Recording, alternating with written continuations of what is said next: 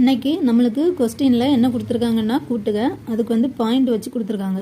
0.12 கூட்டல் 0.012 கூட்டல் 0.0012 கூட்டல் 0.00012.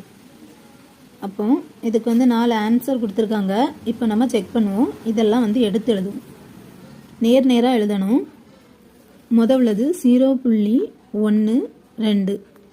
இனி ரெண்டாவது உள்ளது 0.012. இனி மூணாவது உள்ளது 0.0012.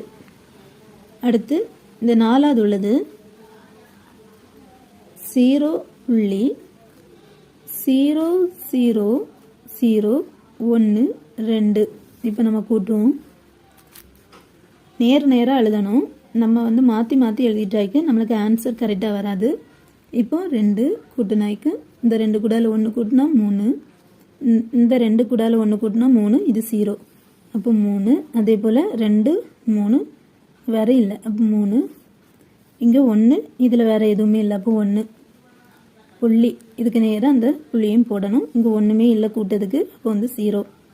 இப்போ நம்மளுக்கு ஆன்சர் 0.1333 வந்திருக்கு. இதில் ஆன்சரில் சியில் தான் கரெக்டாக இருக்குது. 0.133332. ஆன்சர் சி தான் கரெக்டு. அதே போல் கூட்டுக நான் ஒரு கொஸ்டின் கொடுத்துருக்கேன். இதுக்குள்ள ஆன்சரை நீங்கள் கண்டுபிடிச்சி கமெண்ட் பண்ணுங்கள்.